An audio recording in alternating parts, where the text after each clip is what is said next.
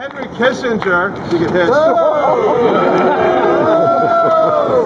once said to give food aid to a country just because they are starving is a pretty weak reason.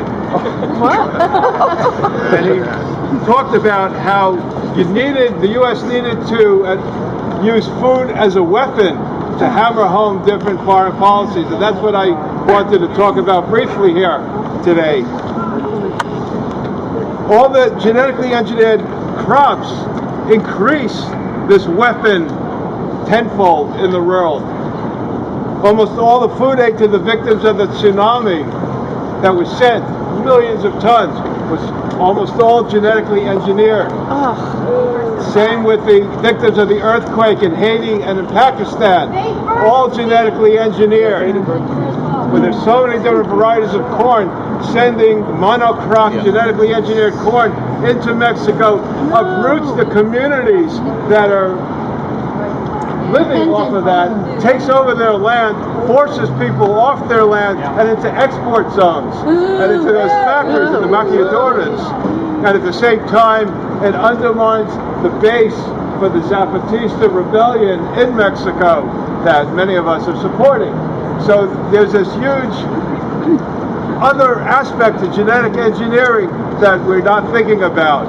And so I'd like us to realize that this is an opportunity for the global corporations like Monsanto and Syngenta to open up a whole new arena for conquest, as if the inside cells, biology of life, is now available for accumulation, to make money off of it, to privatize it. 80 to 90% of Americans want GMOs labeled.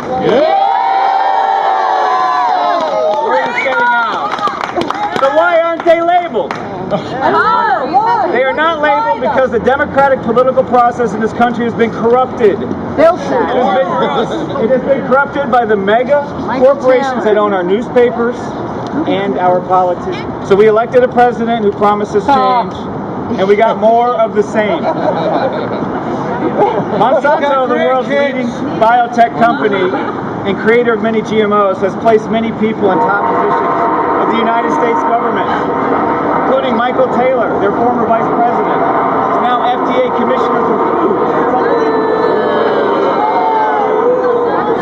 Clarence Thomas of the Supreme Court used to work for Monsanto as a lawyer.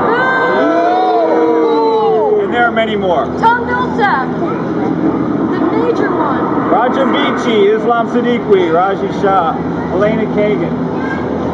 Didn't work for Monsanto, but she's taken their side in court cases.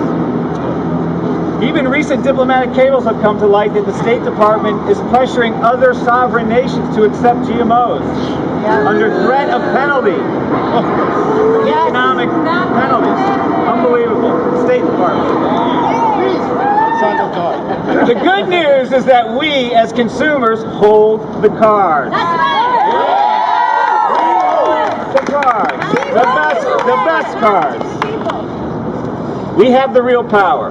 The good news is that we do not need government regulations to stop GMOs. Why? We just need to stop buying them. We need to vote with our dollars. If we don't buy it, they won't sell it.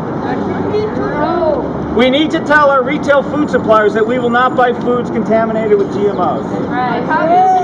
We need to tell them this with letters and in person. We need to spread the word to our friends and families. Boycott! We're not gonna buy it. GMO! We're not gonna buy it. Vote with your dollars!